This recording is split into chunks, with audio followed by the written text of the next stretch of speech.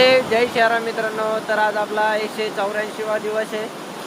तर मित्रांनो आपण जवळजवळ आज 113 दिवस झालेले आपण उत्तर काशीमध्ये थांबलेलो आहे मित्रांनो. आज सकाळी चांगलं कडक ऊन पडलं तर माझा जवळजवळ आभाळ आलेलं आहे, पाऊस यायला चालू झालेला आहे.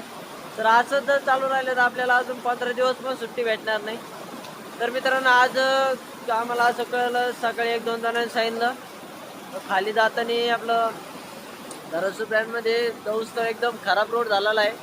तर तुम्ही अजून जाऊच नका, जसं वातावरण उघडल तसं तुम्ही पुढे निघा असं आम्हाला सांगितलंय. तर बघू आता जर वातावरण उघडलं तर निघू पुढं, नाही तर आपल्याला थांबावंच लागेल. रिस्क घेऊन पण जमत नाही मित्रांनो, कवा डोंगरातून वरून धसळतील ते पण सांगता येत नाही. तर आता आपण आलो होतो गंगा नदीवर. तर पाहू शकता पाऊस पण यायला लागला. हर गंगे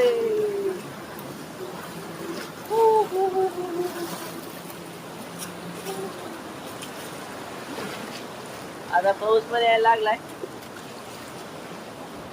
तर बघू शकता वातावरण इकडचं कसं चाललंय. पावसाचं वातावरण झालंय, थोडे थोड्यात पाऊस येणार आहे. आणि तुम्ही सर्वांनी भोले बाबाचे दर्शन घ्या एकदा.